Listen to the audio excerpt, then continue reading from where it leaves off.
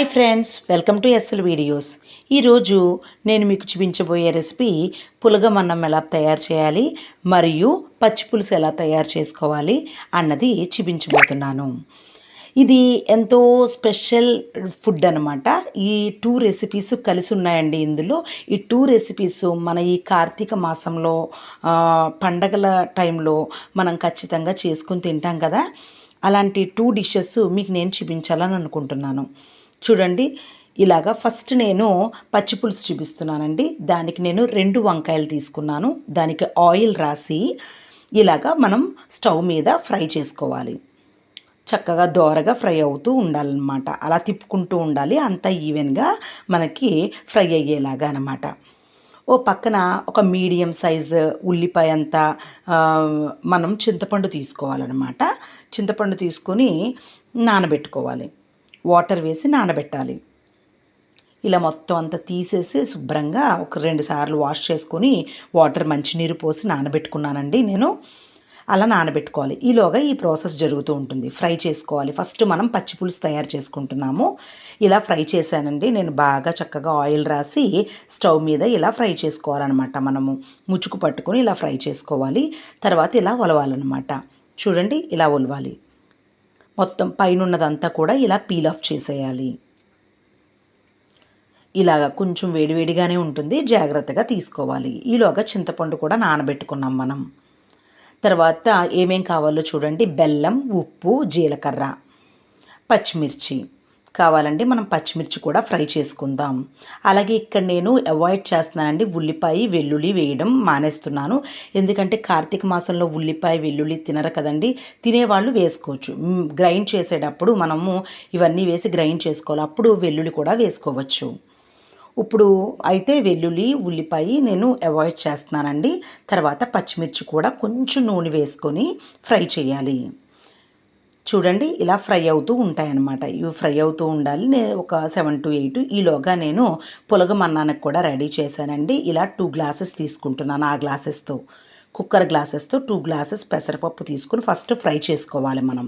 ఈ పులగం అన్నానికి కూడా నేను సైమల్టేనియస్లీ చేస్తున్నానండి. అప్పుడు అది అవుతుంది. ఈ పచ్చిమిర్చి కాసేపు ఫ్రై అయ్యాయి. తర్వాత అవి అలాగా ఉంచుదామని చెప్పి గ్రైండ్ చేసే ముందు నేను ఇది చేస్తున్నాను, ఫ్రై చేస్తున్నాను. చూడండి, పెసరపప్పును ఫ్రై చేసుకోవాలి చక్కగా దోరగా. కొంచెం కలర్ చేంజ్ అయితే సరిపోతుంది. అన్నీ ఫ్రై అయ్యి మంచి స్మెల్ వస్తుందండి. ఆ స్మెల్ వచ్చేదాకా ఫ్రై చేసుకోవాలి. ఇలా చక్కగా ఫ్రై చేస్తున్నాము. మనము ఫ్రై చేస్తూ ఉన్నాం కదా, షిమ్లో పెట్టుకొని ఫ్రై చేస్తూ ఉండి మిగతా ప్రాసెస్లోకి వెళదాము. ఇలా ఫ్రై చేసిన తర్వాత 1 నిమిషం పక్కన పెట్టి మిగతా ఈ ప్రాసెస్ పచ్చిపులుసు ప్రాసెస్ చూద్దాం. తర్వాత ఇవన్నీ ఇప్పుడు పచ్చిమిర్చి చల్లారిందండి. చక్కగాను మనం ఫ్రై చేసుకున్నాం, చల్లారింది. అవన్నీ వేసేస్తున్నాను. చూడండి, పచ్చిమిర్చి, ఫ్రై అయిన పచ్చిమిర్చి, ఉప్పు, అలాగే బెల్లం, జీలకర్ర వేస్తున్నాను. మీకు ఆప్షనల్ అండి, వెల్లుల్లి వేసుకోవాలంటే వేసుకోవచ్చు. నేను వేయట్లేదండి, వెల్లుల్లి కూడా వేసుకోవచ్చు. కార్తీక మాసం కదా, అందుకని అవాయిడ్ చేస్తున్నాను నేను. వెల్లుల్లి ఉల్లిపాయ కూడా అవి కూడా వేసుకోవచ్చు మామూలు రోజుల్లో అయితే. అది మీ ఆప్షనల్ అండి, వేసుకుంటే వేసుకోండి. తర్వాత సాల్ట్ వేసాం, బెల్లం వేసాం, జీలకర్ర వేసానండి. అలాగే పచ్చిమిర్చి ఫ్రై అయినవి వేసాను. తర్వాత మనం ఇవన్నీ కూడా బాగా గ్రైండ్ అయిన తర్వాత మనము వంకాయ కూడా వేద్దాం. తర్వాత ఫస్ట్ మనం గ్రైండ్ చేసుకుందాము. ఇవన్నీ కూడా గ్రైండ్ అయినాయండి. చూడండి, కచ్చాపచ్చాగా గ్రైండ్ అయింది అంతాను. ఇప్పుడు మనం వంకాయ పేస్ట్ని కూడా వేసేద్దాము. వంకాయ మనం పైన పీల్ ఆఫ్ చేసాం కదా, అదంతా కూడా చక్కగా గుజ్జులాగా బాగా ఫ్రై అయ్యింది కదా, చాలా స్మూత్గా ఉంటుంది. ఇప్పుడు చల్లారింది కూడా. ఇప్పుడు మనం వేసేద్దాము. అందులో వేసేసి మళ్ళీ గ్రైండింగ్ చేయాలి. మనం గ్రైండ్ చేసామండి, ఒక మంచి ఫైన్ పేస్ట్ లాగా వచ్చింది. చాలా స్మూత్ పేస్ట్లా తయారయ్యింది. చూడండి ఎంత బాగుందో ఈ పేస్ట్. గ్రీన్గా బాగా కనిపిస్తుంది కదా. ఇప్పుడు ఇదంతా కూడా ఒక బౌల్లోకి తీసుకుందాం. పచ్చిపులుసు ప్రిపేర్ చేసుకునే బౌల్లోకి అనమాట చక్కగా తీసుకోవాలి. అంటే మనం చింతపండు పులుసు అది అన్నీ పట్టేలాగా మనం ఒక మంచి బౌల్ తీసుకోవాలి. పచ్చిపులుసు చేసుకోవడానికి బౌల్ అనమాట. ఆ పేస్ట్ అంతా వేసామండి. తర్వాత మనం చింతపండు నానబెట్టుకున్నాం కదా, ఆ నానబెట్టుకున్న చింతపండుని బాగా మనము పిసికి ఆ వాటర్ అన్నది తీయాలి. చూడండి, బాగా కలుపుకున్నాను నేను. అంతా మెత్తబడిపోయింది. ఇప్పుడు వాటర్ మనము దాంట్లోకి స్ట్రెయిన్ చేసుకోవాలి. ఇలా చేతితో స్ట్రెయిన్ చేసేసుకుంటే సరిపోతుందండి. చూడండి ఇలా వాటర్ వచ్చింది.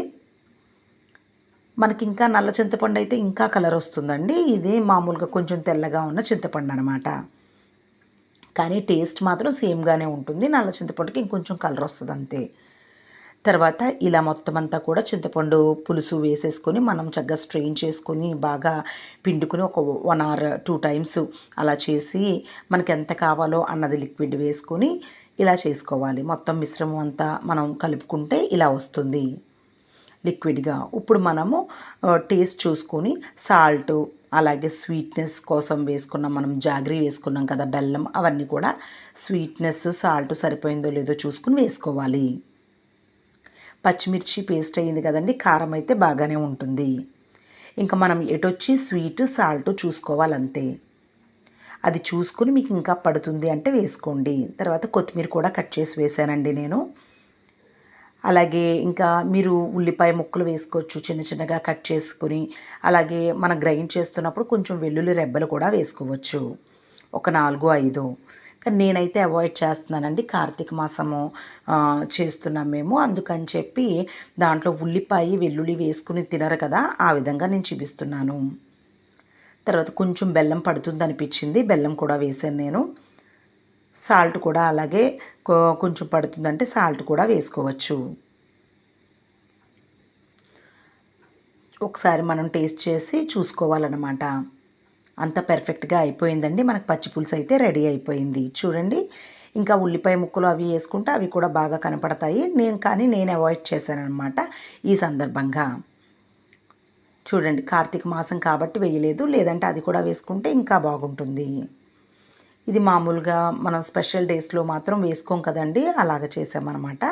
తర్వాత ఇదేమో మన పులగం అన్నానికనమాట.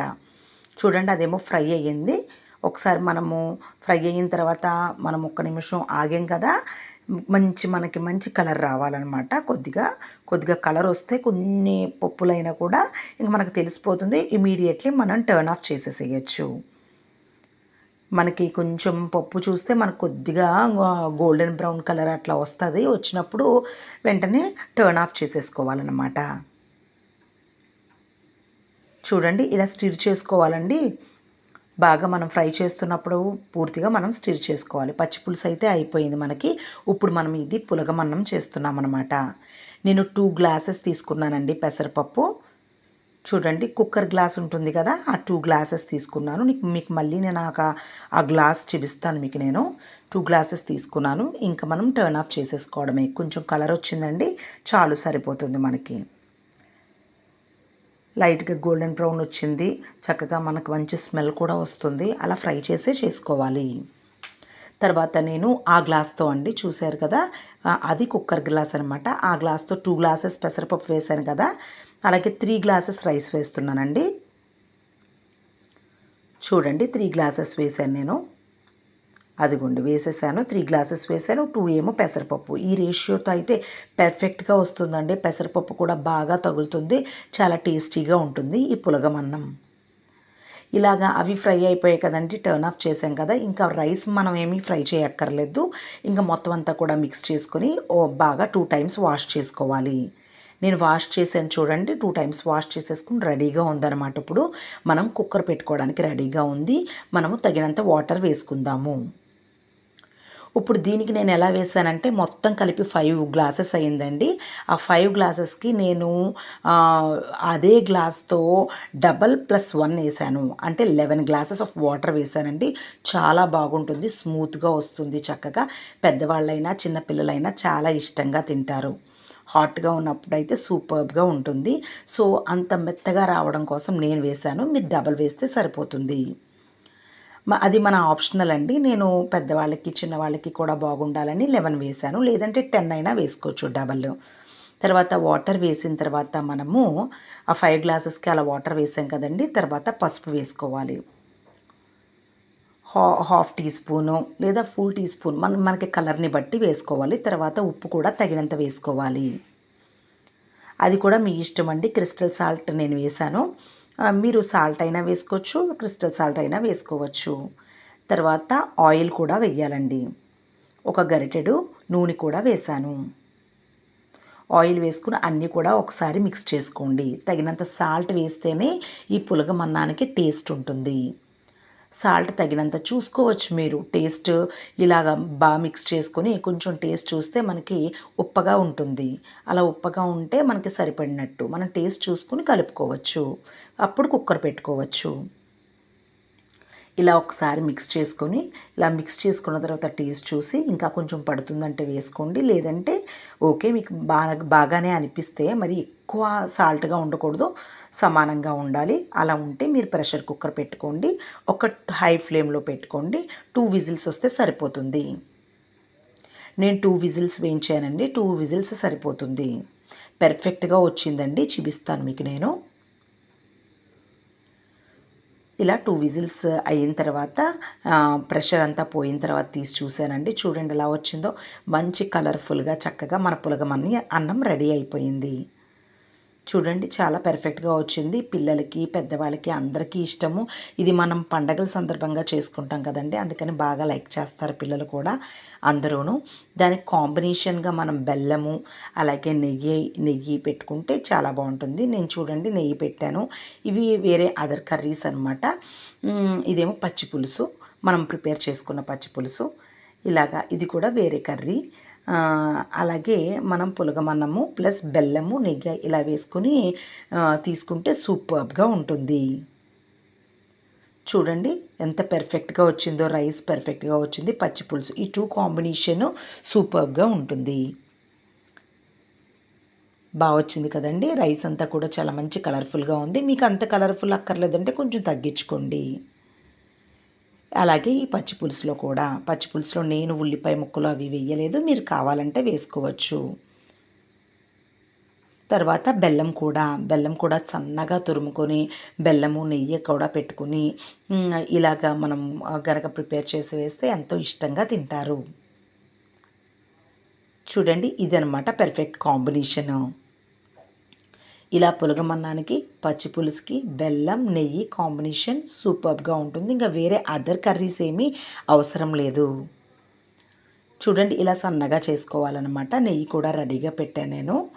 ఇలా ఉంటుంది. చూడండి పులగమన్నం సూపర్గా వచ్చింది. ఇలా కలర్ఫుల్గా స్మూత్గా ఉంటేనే ఈ పులగమన్నం చాలా టేస్టీగా ఉంటుందండి. అలాగే పచ్చి పులుసు కూడా ఇలా వచ్చింది చూడండి. ఇంకా మీరు నల్ల చింతపండు తీసుకుంటే ఇంకా కొంచెం థిక్ కలర్, డార్క్ కలర్లో వస్తుంది. ఈ వీడియో మీకు నచ్చినట్లయితే లైక్ చేయండి, షేర్ చేయండి, సబ్స్క్రైబ్ చేసుకోండి. పక్కన బెల్ ఐకాన్ని క్లిక్ చేయండి, ఆల్ ఆప్షన్ కూడా క్లిక్ చేయండి. మా ఫర్దర్ నోటిఫికేషన్స్ మీకు వస్తాయి. Thank you.